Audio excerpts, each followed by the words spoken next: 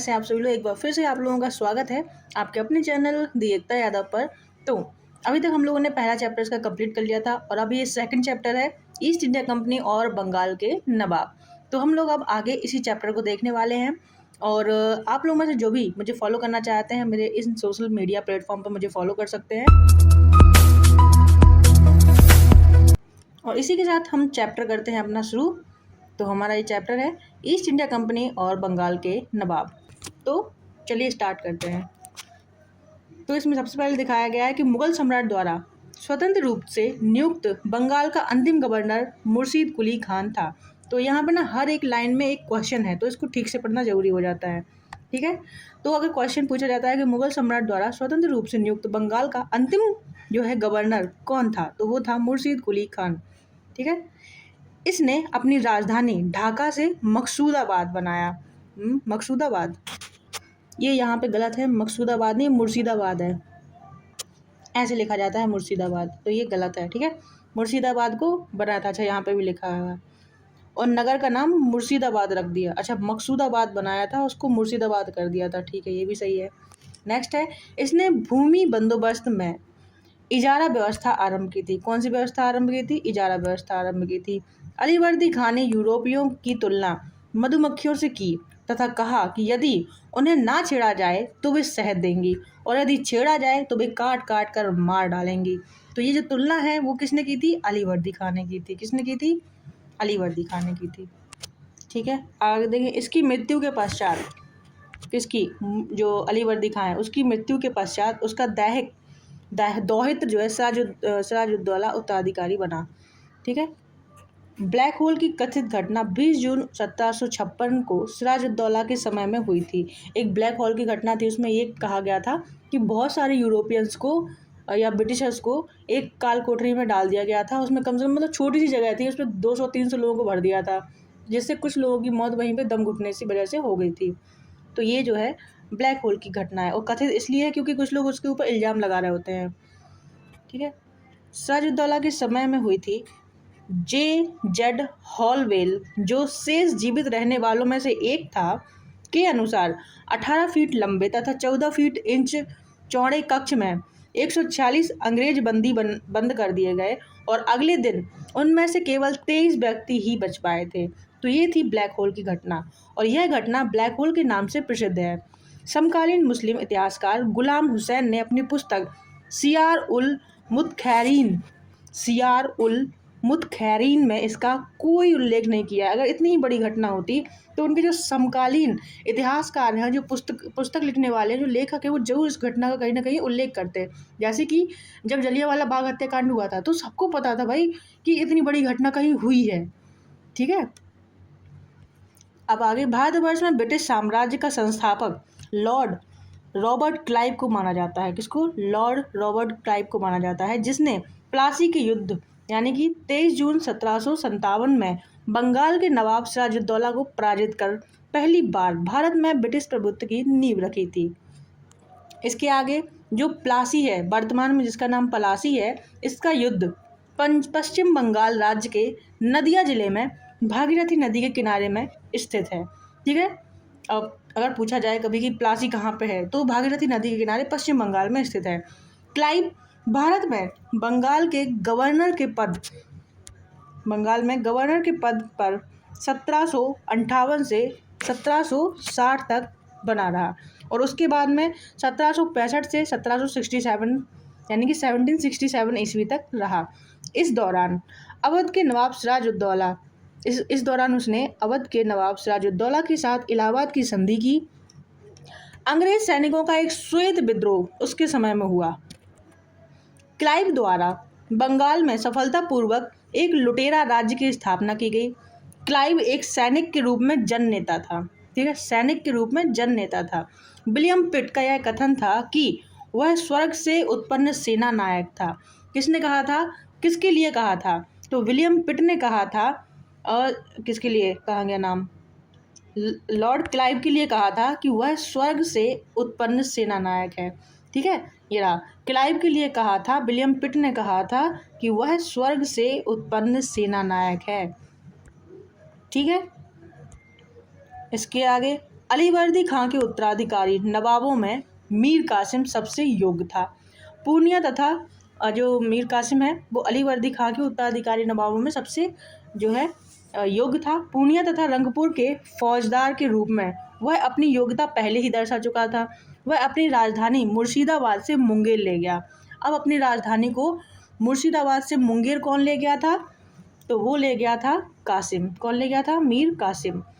संभवतः वह मुर्शिदाबाद के षड्यंत्रकारी जो वातावरण था तथा कलकत्ता से दूर रहना चाहता था, इसलिए वह अपनी राजधानी बदल देता है, ठीक है, ताकि अंग्रेजों का हस्तक्षेप अधिक ना हो। मीर कासिम ने सेना का गठन यूरोपीय पद्धति पर करने का निश्चय किया, क्योंकि भाई बहुत पुरानी पद्धति हो चुकी थी अपने राजाओं की, ठीक है, कोई जीत ही नहीं पा रहा था, और जब तक हम लोग ऐसे ही बने रहते कोई जीत भी नहीं पाता। तो ये कदम इसने उठाने की कोशिश की, लेकिन आगे देखो क्या होता है, ठीक है। मीर कासिम ने सेना का गठन यूरोपीय पद्धति पर करने का निश्चय किया। इसके द्वारा मुंगेर में तोपों तथा तोड़ेदार बंदूकों जो ऐसे इकट्ठ करके चलाई जाती है वो उस तरह की बंदूकों की व्यवस्था की गई। इसके अतिरिक्त मीर कासिम राज्य की आर्थिक स्थिति को भी सुधारने के लिए प्रयत्नशील रहा। जिन अधिकारियों ने गबन किया था उन पर बड़े बड़े जुर्माने लगाए गए। कुछ नए कर भी उसने लगाए। तो 22 और 23 अक्टूबर 1764 को अंग्रेजों ने मीर कासिम, अवध के नवाब सिराजुद्दौला तथा दिल्ली के मुगल सम्राट शाह आलम द्वितीय की सम्मिलित सेना को बक्सर में पराजित कर दिया। जब मीर कासिम ये सब कर रहा था कि वो राजधानी बदल दे रहा है, यूरोपीय पद्धतियों पे अपना गठन कर रहा है सेना का, तो ये सब चीज़ें जो है उनको पसंद नहीं आई थी अंग्रेजों को। उन्हें लग रहा था कि ये कुछ बड़ा करने वाला है, विद्रोह करेगा।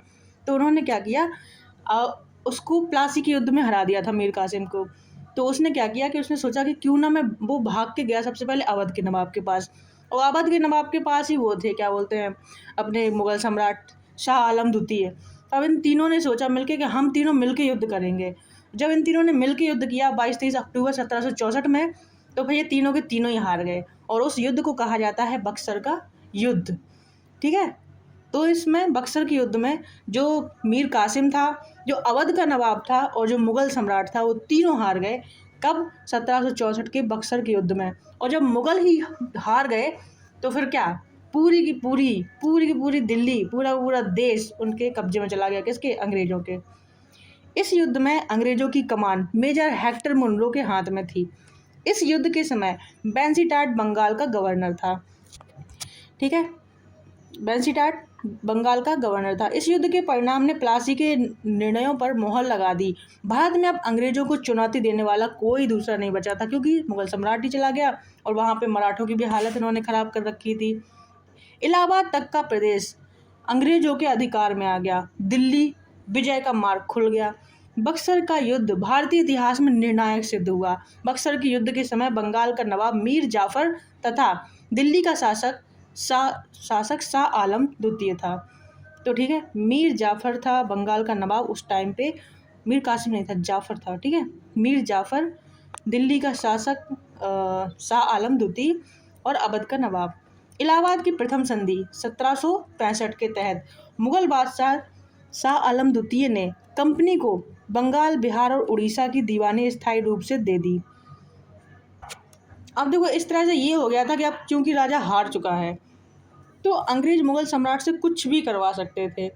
तो अवध के नवाब से उन्होंने इलाहाबाद ले लिया और इलाहाबाद लेके दे दिया मुगल सम्राट को। उनसे कहा कि अब तुम इलाहाबाद में रहोगे और तुम जो मुगल सम्राट है तुम हमें बंगाल, बिहार और उड़ीसा की दीवानी दोगे, यानी कि यहाँ से टैक्स अब हम लेंगे, ठीक है।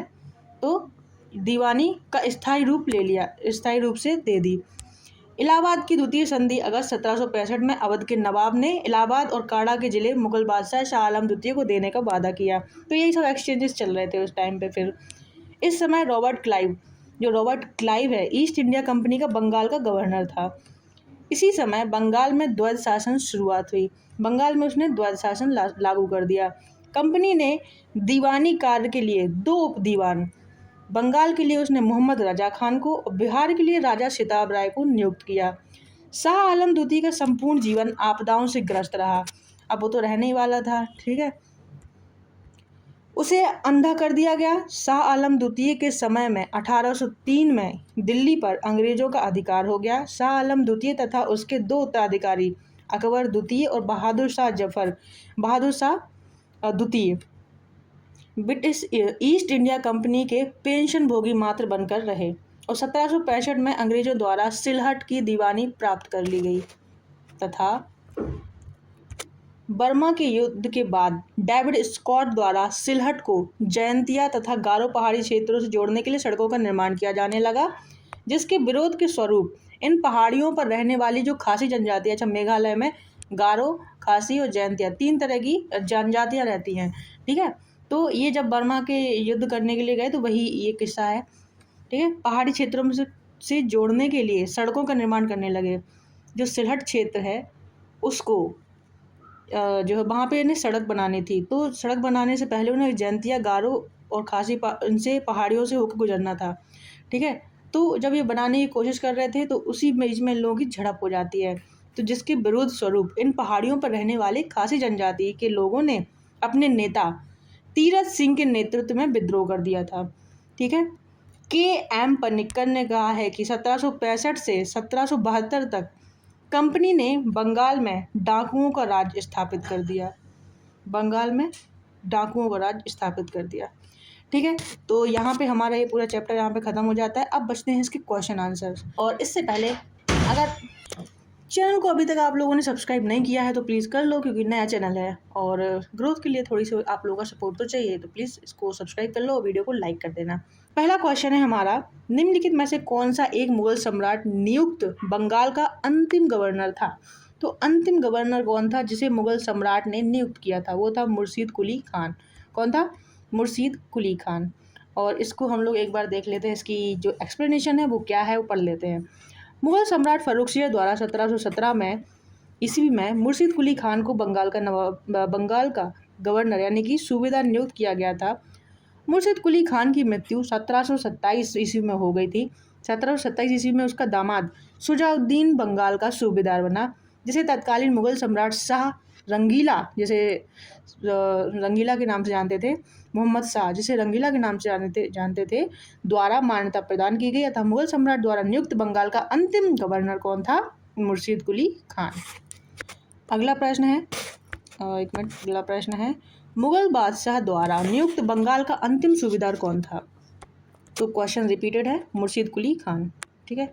अगला प्रश्न, निम्नलिखित में से कौन सा युद्ध था जिसने भारत में ब्रिटिश प्रभुत्व का आरंभ कर दिया? तो यहाँ पे प्लासी है तो पहले हम प्लासी लगाएंगे, क्योंकि बक्सर का युद्ध एकदम फाइनल था, जब एकदम ही राजा बन गए थे वो लोग भारत के। तो यहाँ पे एक्सप्लेनेशन दी गई है। भारत में ब्रिटिश प्रभुत्व का प्रारंभ प्लासी के युद्ध से शुरू हुआ। प्लासी के युद्ध जो है 23 जून 1757 में रॉबर्ट क्लाइव के नेतृत्व में अंग्रेजों ने बंगाल के नवाब सिराजुद्दौला को पराजित किया। नवाब की सेना 3 राजद्रोहियों मीर जाफर, यार लतीफ़ और राय दुर्लभ के सेना नायकत्व में थी। नवाब की एक अग्रगामी टुकड़ी के नेता मीर मदन तथा मोहन लाल थे। सहसा एक गोली से रणभूमि में ही मीर मदन मारा गया। नवाब सिराजुद्दौला द्वारा अपने प्रमुख अधिकारियों से मंत्रणा के दौरान मीर जाफर ने उसे पीछे हटने को कहा और यह भी कहा कि नवाब को सेना का नेतृत्व सेनाध्यक्षों के हाथ में छोड़ देना चाहिए और जो नवाब है उनको जो है युद्ध क्षेत्र छोड़ के चला जाना चाहिए, और यहीं भी उसकी सबसे बड़ी गलती होती है। और जब वो छोड़ के चला जाता है तो फिर तो पता ही है, शरणम गच्छामि, अंग्रेज़ों के उसमें चले जाते हैं वो लोग तो, ठीक। अच्छा, अभी इसकी एक्सप्लेनेशन रह जा रही है, ठीक है। तो सिराजुद्दौला वापस मुर्शिदाबाद लौट जाता है, यही उसकी हार का कारण बना। प्लासी के युद्ध ने अंग्रेजों को तात्कालिक सैनिक एवं वाणिज्यिक लाभ प्रदान किए। इसने कृषि उत्पादन और दस्तकारियों के क्षेत्र में अग्रणी 3 राज्यों बंगाल, बिहार और उड़ीसा में राजनीतिक प्रभुत्व स्थापित करने के लिए पृष्ठभूमि तैयार की। इस युद्ध ने वस्तुतः भारत में ब्रिटिश साम्राज्य की नींव डाली तथा इसे भारत में ब्रिटिश ईस्ट इंडिया कंपनी की पहली निर्णायक सफलता माना जाता है। जबकि सर्वाधिक निर्णायक युद्ध जो था बक्सर का युद्ध था, जिसने भारत में वास्तविक रूप से ब्रिटिश प्रभुसत्ता स्थापित की थी। प्रश्न नंबर 4 है और रिपीटेड है, इंग्लैंड की ईस्ट इंडिया कंपनी की भारत में प्रथम निर्णायक सैन्य सफलता मानी जाती है? तो प्लासी का युद्ध। क्वेश्चन नंबर 5 है, प्लासी का युद्ध कब लड़ा गया? तो अभी हमने देखा 1757 में लड़ा गया। क्वेश्चन नंबर 6 है, सिराजुद्दौला लॉर्ड क्लाइव द्वारा परास्त हुआ था, किस युद्ध में परास्त हुआ था? तो प्लासी के युद्ध में सिराजुद्दौला, ठीक है। 7वां है, भारतवर्ष में ब्रिटिश साम्राज्य का संस्थापक कौन था? तो लॉर्ड रॉबर्ट क्लाइव को माना जाता है और स्वर्ग से उतरा सेनानायक भी इसी को माना जाता है। ठीक है, भारत में ब्रिटिश साम्राज्य का संस्थापक लॉर्ड रॉबर्ट क्लाइव को माना जाता है, जिसे प्लासी की युद्ध यानी कि प्लासी का युद्ध 1757 23 जून 1757 में बंगाल के नवाब सिराजुद्दौला को पराजित कर पहली बार भारत में ब्रिटिश प्रभुत्व की नींव रखी थी। अगला प्रश्न है 8वां, निम्नलिखित में से किसे स्वर्ग से उत्पन्न सेनानायक कहा जाता है? ये रहा रॉबर्ट क्लाइव। ठीक है, बाकी दो ऑप्शन आपको देखना है तो देख लो, वैसे रॉबर्ट क्लाइव आंसर है। ठीक है, बी था तो हमने रॉबर्ट क्लाइव लगा लिया है। क्लाइव एक सैनिक के रूप में जन नेता था। विलियम पिट का यह कथन है कि वह स्वर्ग से उत्पन्न सेनानायक है। ठीक है, सेनानायक था। प्लासी का युद्ध मैदान कहाँ स्थित है?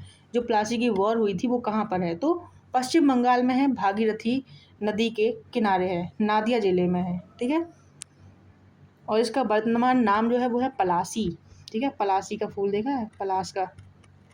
ठीक है, निम्नलिखित में से किसने अपनी राजधानी मुर्शिदाबाद से मुंगेर स्थानांतरित की थी? तो ये की थी मीर कासिम ने। मुर्शिदाबाद से मुंगेर की थी। मीर कासिम ने अपनी राजधानी मुर्शिदाबाद से मुंगेर ली थी। संभवतः वह मुर्शिदाबाद के षड्यंत्रकारी वातावरण और से दूर जाना चाहता था। वातावरण जो था मुर्शिदाबाद का भी षड्यंत्रकारी था, कलकत्ता का भी था, तो उन दोनों से वो दूर जाना चाहता था, इसलिए उसने अपनी राजधानी मुर्शिदाबाद से मुंगेर कर ली थी। ठीक, अगला प्रश्न है, सबसे अधिक निर्णायक युद्ध जिसने अंग्रेजों के भारत में प्रभुत्व को संस्थापित कर दिया। अंग्रेजों के भारत में प्रभुत्व को स्थापित कर दिया। अब यहाँ पे बोला जाए सबसे अधिक निर्णायक युद्ध, भले ही यहाँ प्लासी दिया हुआ है, लेकिन जब लगा दिया ना कि सबसे अधिक निर्णायक, तो वो है बक्सर का युद्ध। ठीक है, क्योंकि इसके बाद ये लोग एकदम राजा आदमी हो गए थे, राजा मेंटालिटी के। अगला प्रश्न है, हाँ ये एक्सप्लेनेशन दी गई है तो इसे पढ़ना जरूरी है। इससे क्या होगा, चीज़ें हमारे दिमाग में बार बार जाएंगी।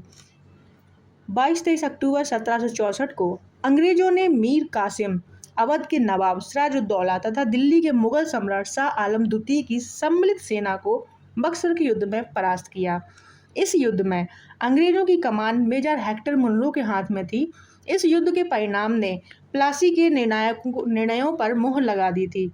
भारत में अब अंग्रेजों को चुनौती देने वाला कोई दूसरा नहीं था। इलाहाबाद तक का प्रदेश अंग्रेजों के अधिकार में आ गया तथा दिल्ली विजय का मार्ग खुल गया। बक्सर का युद्ध भारतीय इतिहास में निर्णायक सिद्ध हुआ। पी रॉबर्ट्स ने बक्सर के युद्ध के बारे में कहा है कि प्लासी की अपेक्षा बक्सर को भारत में अंग्रेजी प्रभुत्व की जन्मभूमि मानना कहीं अधिक उपयुक्त है।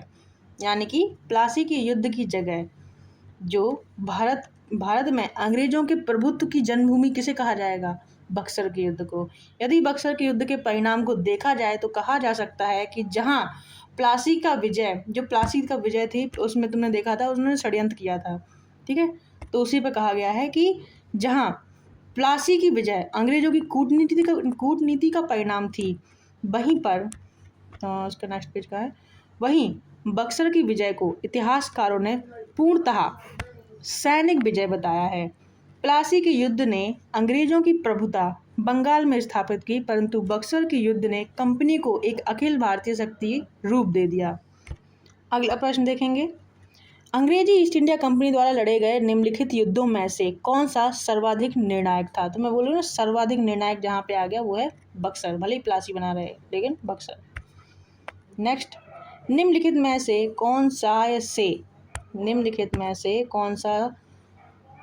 कौन सा युद्ध भारत में अंग्रेजों के आधिपत्य की स्थापना की दृष्टि से सबसे अधिक महत्वपूर्ण रहा? तो वो था बक्सर का युद्ध। अगला प्रश्न है, बक्सर के युद्ध के समय दिल्ली का शासक कौन था? तो हम सबको पता है शाह आलम द्वितीय था।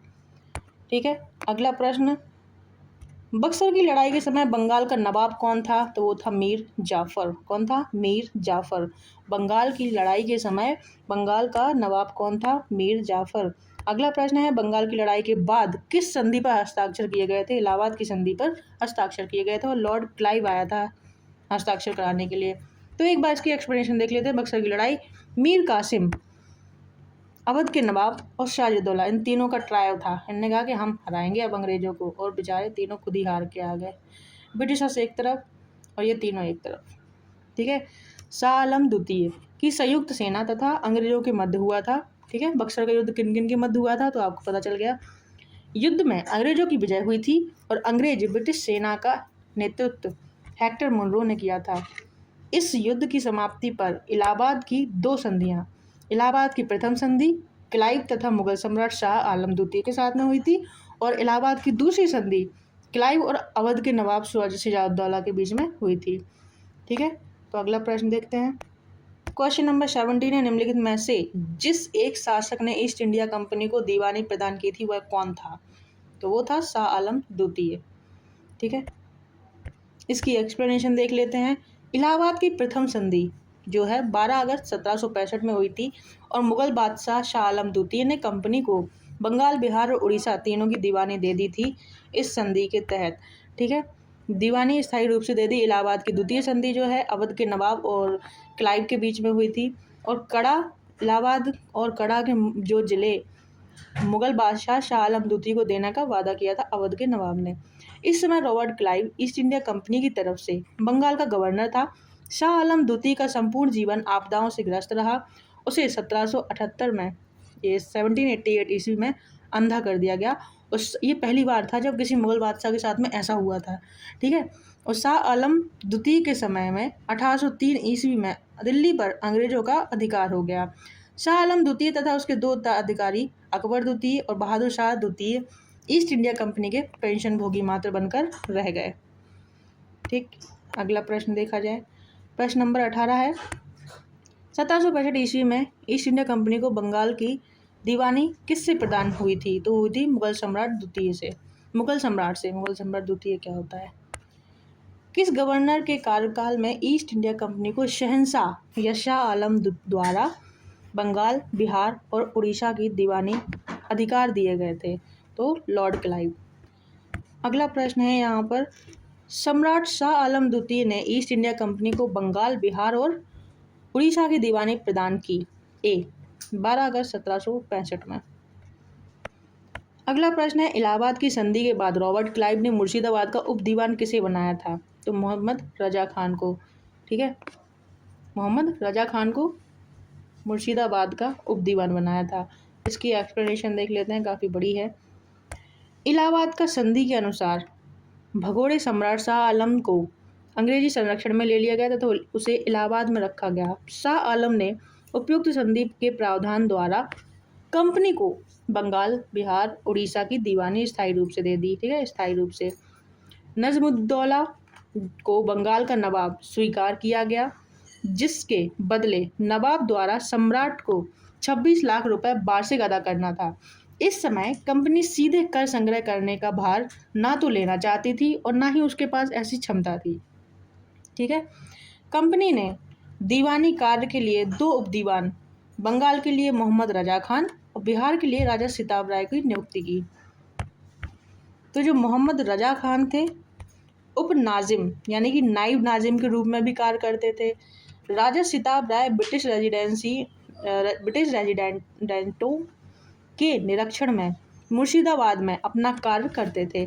इस प्रकार समस्त दीवानी तथा निजामत का कार्य भारतीयों द्वारा ही चलता था, यद्यपि अधिकार कंपनी के हाथ में थे। तो नाम हमारा था पर पैसा उनका था।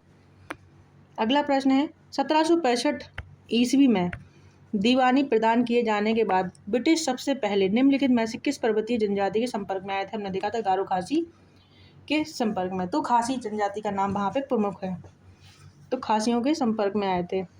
अगला प्रश्न है, इसकी एक्सप्लेनेशन देख लेते हैं। बंगाल की दीवानी प्राप्त करने के पश्चात ब्रिटिश 1765 में सिलहट आए थे। खासी जनजाति के लोग चावल, नमक एवं सूखी मछलियों के बदले रेशम, सूती सामान, लोहा, मोम, मधु, सींग का व्यापार करने हेतु सिलहट की सीमा पर पंडुआ में आते थे। खासी पर्वतों में पाए जाने वाले चूना पत्थर का उपयोग तब बंगाल में चूना पत्थर की मांग की पूर्ति हेतु किया जाता था। कुछ समय पश्चात ईस्ट इंडिया कंपनी के ब्रिटिश अधिकारी चूना पत्थर का व्यापार करने लगे, जिससे वे खासी जनजाति के संपर्क में आए। कुछ ही क्वेश्चंस बचे हुए हैं, तो वीडियो में बने रहना लास्ट तक। और वीडियो पसंद आ रही हो तो वीडियो को लाइक, चैनल को सब्सक्राइब जरूर करना। अवध सल्तनत के हिंदू नायब वजीर के संदर्भ में निम्नलिखित कथनों में से कौन सा कथन सही है? तो राजा टिकैत राय नवाब आसिफुद्दौला के अर्थ मंत्री थे। तो जो राजा टिकैत राय है नवाब आसिफुद्दौला के अर्थ मंत्री थे। ये पूछा गया है कौन सा कथन सही है, कौन सा सही है पूछा गया है। तो राजा टिकैत राय नवाब आसिफुद्दौला के अर्थ मंत्री थे। दूसरा, अवध के नवाबों के राज्य में सामान्यतया कतिपय हिंदू जातियों के लोगों को उच्च स्थान प्राप्त था। हाँ, प्राप्त था। ठीक है, तो इस तरह से ये भी सही है, दूसरा भी सही है। तो इसमें 1 और 2 दोनों सही है। इसका ऑप्शन ऊपर होगा। 1 और 2 दोनों सही है। ठीक है, ऑप्शन सी 1 और 2 दोनों सही है। राजा टिकैत राय नवाब आसिफुद्दौला के दीवान या अर्थमंत्री थे, अतः कथन 1 सही है। अवध के नवाबों के राज्य में हिंदू अधिकारियों को भी उच्च पदों की नियुक्ति की गई। उदाहरणतः आसिफुद्दौला के दीवान राजा टिकैत राय, राजा झाऊलाल एवं नवाब सफदरजंग के प्रधानमंत्री व सेना नायक राजा नवल राय आदि इन्हीं जातियों के प्रधानमंत्री प्रतिनिधि थे। ठीक है, अगला प्रश्न देखेंगे। 18वें शतक में भारत से लड़े गए युद्धों का निम्नलिखित में से सही कालक्रम लगाना है। तो यहाँ पे ऑप्शन ए दिया गया है वांडीवास का युद्ध, बक्सर वांडीवास का युद्ध, फिर बक्सर का युद्ध, अंबर का युद्ध, प्लासी का युद्ध। बी है अंबर का युद्ध, प्लासी का युद्ध, वांडीवास का युद्ध और बक्सर का युद्ध।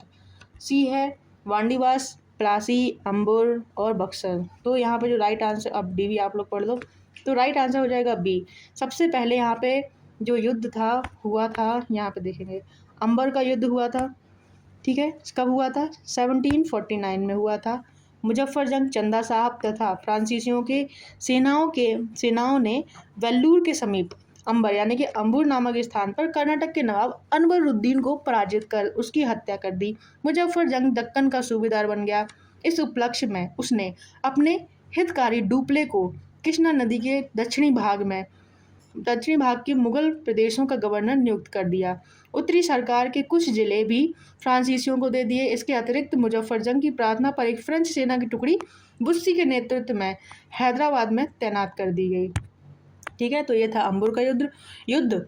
उसके बाद में आता है प्लासी का युद्ध, जो कि 1757 में हुआ था। अंग्रेजों और बंगाल के नवाब सिराजुद्दौला के मध्य में हुआ था। युद्ध के परिणाम स्वरूप अंग्रेजों ने पूरे बंगाल पर नियंत्रण हो गया था उनका, और क्लाइव ने मीर जाफर को बंगाल के नवाब बना दिया था। नवाब बनने के बाद मीर जाफर ने अंग्रेजों को उनकी सेवाओं के लिए 24 परगनों की जमींदारी से पुरस्कृत किया और क्लाइव को 2,34,000 पाउंड की निजी भेंट दी थी। अगला यहाँ पे आता है वांडीवास का युद्ध। तो अंग्रेजों तथा फ्रांसीसियों के मध्य युद्ध में फ्रांसीसी पराजित हुए और अंग्रेजी सेना का नेतृत्व सर आयरकूट ने, जबकि फ्रांसीसी सेना का नेतृत्व काउंट डी लाली ने किया था। नेक्स्ट है बक्सर का युद्ध। मीर कासिम अवध का नवाब और सिराजुद्दौला मुगल सम्राट शाह आलम द्वितीय की सेनाओं के मध्य में हुआ था और अंग्रेजों के मध्य हुआ था। युद्ध में जो अंग्रेज विजय हुए थे, इस युद्ध में अंग्रेजी सेनाओं का नेतृत्व हेक्टर मुनरो ने किया और बक्सर के युद्ध ने प्लासी के निर्णयों पर मोहर लगा दी थी।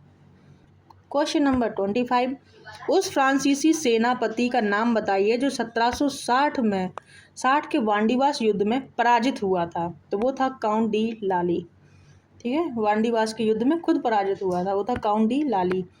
अगला प्रश्न है, वांडीवास के युद्ध जो 1760 में हुआ था में हराया था। तो ब्रिटिश ने फ्रेंच को हराया था।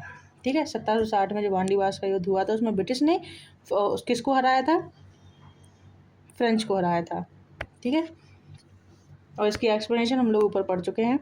अगला प्रश्न है, 1760 का प्रसिद्ध वांडीवास का युद्ध अंग्रेजों द्वारा किसके खिलाफ लड़ा गया था? तो फ्रांसीसियों के खिलाफ लड़ा गया था, अंग्रेजों के द्वारा 1760 में हुआ था। अगला प्रश्न है, निम्नलिखित में से सही युग्म सुमेलित है। इसमें से मतलब कौन सा सही है? बाकी सब गलत है, एक ही सही है इसमें से। तो बक्सर का युद्ध मीर जाफर के विरुद्ध क्लाइव, तो बक्सर का युद्ध तो राजाओं के खिलाफ हुआ था, उत्तरगुट। ठीक है, और वांडीवास का युद्ध फ्रांसीसियों के विरुद्ध हुआ था, तो ये एकदम सही है। चिलियावाला का युद्ध डलहौजी के विरुद्ध मराठों ने, ये भी गलत है, ये भी गलत है। ठीक है, तो यहाँ पे आपका आंसर ऑप्शन बी यहाँ पे सही हो जाएगा।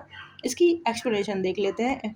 तो बक्सर का युद्ध 22-23 अक्टूबर 1764, मतलब कहीं कहीं 22 अक्टूबर लिखा रहता है, कहीं कहीं 23 अक्टूबर लिखा रहता है, तो दोनों ही सही है यहाँ पर, इसलिए 22-23 लिखा है।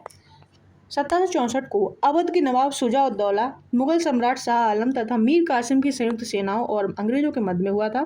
जो वांडीवास का युद्ध है 22 जनवरी 1760 को अंग्रेजों तथा फ्रांसीसियों के मध्य हुआ था। इस युद्ध में फ्रांसीसी पराजित हुए। यही पराजय भारत में उनके पतन की शुरुआत थी। अब नेक्स्ट है चिलियांवाला का युद्ध 13 जनवरी 1849 को लड़ा गया।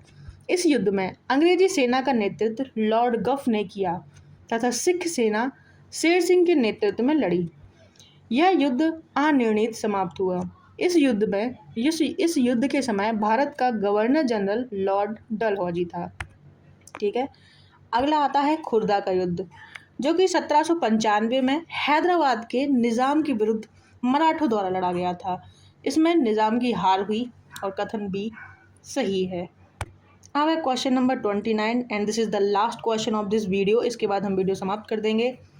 सो द क्वेश्चन इज, निम्नलिखित में से किसने भारत में अंग्रेजों का सर्वाधिक विरोध किया था? तो वो थे मराठा। हर बार आ जाते थे क्योंकि वो सोचते थे कि अगर मुगल सम्राट के बाद में कोई है तो वो हम हैं। लेकिन जब जो तीसरा युद्ध हुआ पानीपत का, उसके बाद में उनकी पूरी शक्ति क्षीण हो गई थी। अगला इसकी एक्सप्लेनेशन देख लेते हैं। भारत में अंग्रेजों का सर्वाधिक विरोध मराठों द्वारा किया गया। 3 आंग्ल मराठा युद्धों के बाद ही मराठा शक्ति को दबाया जा सका। मुगल साम्राज्य के खंडरों पर मराठों ने अपनी साम्राज्य की आधारशिला रखी। ठीक है, उन्हीं परिस्थितियों में अंग्रेजों ने भी लाभ उठाया। जब उन्होंने सोचा कि अरे मुगल बादशाह तो एकदम हो गए हैं, कमज़ोर पड़ गए हैं, तो फिर इन्हीं परिस्थितियों का लाभ मराठा उठाना चाहते थे। इन्हीं परिस्थितियों का लाभ ये अपने अंग्रेज उठाना चाहते थे। प्रथम आंग्ल मराठा युद्ध में अंग्रेजों को मुंह की खानी पड़ी। ठीक है, सालबाई की संधि से प्रथम युद्ध बंद हुआ। वेलेजली ने 1802 ईस्वी में अपने सहायक संधि के जाल में पेशवा को बांध लिया और 1818 में लॉर्ड हेस्टिंग ने मराठों की रही सही शक्ति को समाप्त कर ब्रिटिश सर्वोच्चता की स्थापना की। Okay, so this is the last question of this video. इसके बाद में जो हमारा नेक्स्ट चैप्टर है स्टार्ट होता है क्षेत्रीय राज्य पंजाब एवं मैसूर। तो इसे हम नेक्स्ट वीडियो में करेंगे। मिलते हैं नेक्स्ट वीडियो में। टाटा बाय, राधे राधे, जय हिंद।